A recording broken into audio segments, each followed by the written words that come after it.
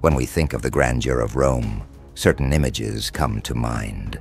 The Colosseum, the legions, the aqueducts, and of course, the baths, the thermae. We imagine them as the pinnacle of luxury and civilization. Majestic spaces of marble and mosaics, where senators discussed philosophy in steam saunas and citizens relaxed in clean, therapeutic, hot water pools. They are the symbol of a society that had mastered not only the world, but also the art of living well. It's a seductive image, and as is almost always the case, it's only part of the story. A very small and very clean part, because the Roman baths, although they were marvels of engineering and vital centers of social life, were far from the hygienic paradises we imagine. They were noisy, chaotic, and often disgustingly dirty places. They were a breeding ground for diseases, a festival of bodily fluids, and a place where you could leave with less money and more infections than you had when you entered. Tonight, we're going to take off the linen towel and dive into the real experience of a Roman bath. We're going to feel the heat, smell the odors, and discover why, for a Roman, going to the baths was an essential mix of social pleasure, hygienic necessity, and considerable biological risk. To understand the baths, you have to understand that for a Roman, going to the thermae wasn't a special event. It was a daily routine. It was the equivalent of going to the gym, the community center, the coffee shop, and the library, all in one. The baths usually opened at noon, and people flocked there after a morning of work. The entrance fee was incredibly cheap, often just a small copper coin, a quadrans. Sometimes emperors or wealthy politicians, in a populist gesture, would sponsor free entry for all. This wasn't an exclusive club. It was for the people. Men, women, children, rich, poor, citizens, slaves, everyone mixed in this communal space. Your journey began in the apoditerium, the changing room. Here you would undress completely. There were no lockers with padlocks. You left your clothes in niches in the wall, often under the watch of a slave to whom you had to pay a tip. And yes, thefts were so common that the walls of the changing rooms were often covered with curse tablets, where victims asked the gods to punish the thief who had taken their tunic. "May he who has robbed me dissolve like water," reads one of them. A relaxing start. Once naked, the circuit began. First, you could go to the palestra, an open-air courtyard for exercise. Here you'd see men lifting weights, throwing discs, wrestling, or playing a kind of handball with a small hard ball. It was a place to sweat, to socialize, and of course, to show off your physique. After the exercise, the bathing ritual itself began, and it was a journey through different temperatures, a kind of thermal shock therapy. You started in the tepidarium, a warm, heated room.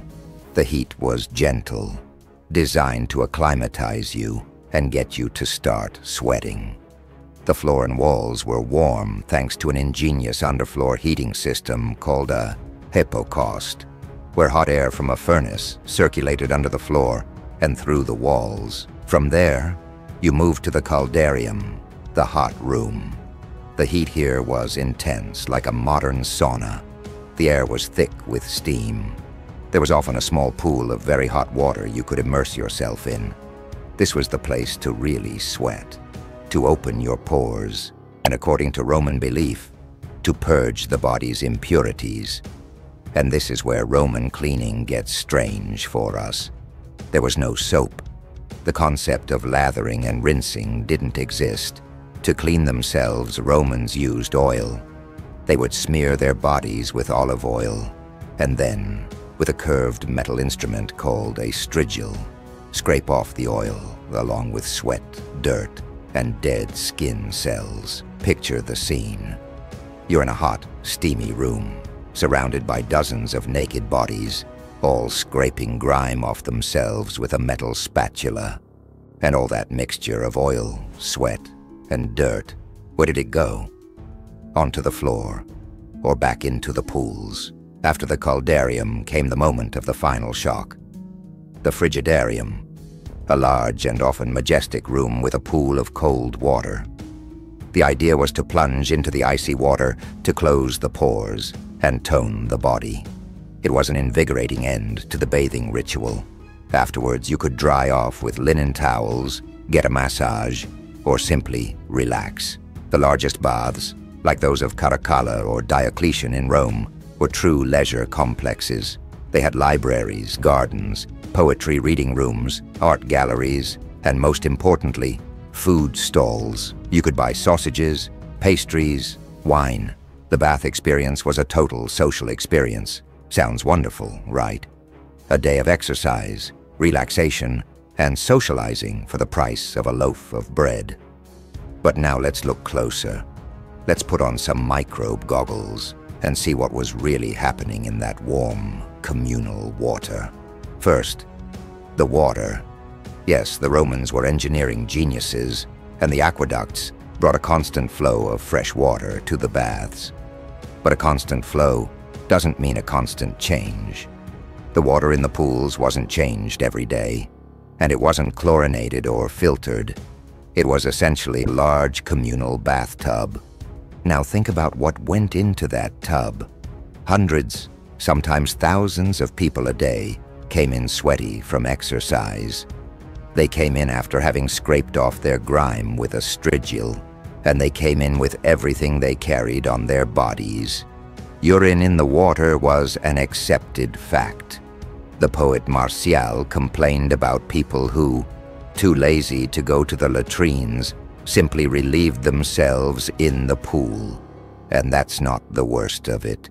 People with open wounds, skin ulcers, infectious diseases, they all got into the same water. Roman doctors, despite their erroneous theories, were well aware of the dangers. Celsus, a medical writer from the 1st century, warned people with fresh wounds to avoid the baths because he knew they often led to gangrene. But how many listened to him? The warm water of the tepidarium and caldarium was the perfect breeding ground for bacteria. It was a microbiological soup. You could go in with a small cut on your foot and come out with an infection that would kill you in a week. Eye diseases like trachoma spread rapidly. Fungal infections like athlete's foot were endemic, and intestinal diseases were a constant risk. And it wasn't just the water. The walls and floors themselves, constantly damp and warm, were covered in an invisible layer of mold and bacteria. Strigils were shared or superficially cleaned. Towels, too. The Romans were obsessed with cleanliness, but their concept of it was fundamentally different from ours. For them, cleanliness was the removal of visible dirt. The idea of an invisible world of germs that could kill you was completely foreign. They cleaned themselves by scraping their skin, but they did so in an environment that we would today consider a biological hazard. The writer Seneca, who lived in an apartment above a public bath, complained bitterly about the noise. He wrote of the grunts of weightlifters, the sound of masseurs slapping their clients' backs, the arguments of drunks, the shouts of thieves being caught, and most tellingly, the constant splashing of people jumping into the pools. The baths were not silent spas. They were the loudest and most chaotic place in the city. But despite the filth, the noise, and the danger, the Romans flocked to the baths. Why? Because the thermae were the heart of Roman social life. They were the only truly democratic place in the empire. In the forum, in the senate, in the villas of the rich, the social hierarchy was rigid and inescapable. But in the baths, everyone was naked, and nudity is a great equalizer. A senator and a baker, stripped of their tunics, became simply two Roman men sweating together in the caldarium. It was the place to see and be seen, to do business. A merchant could close a deal in the tepidarium.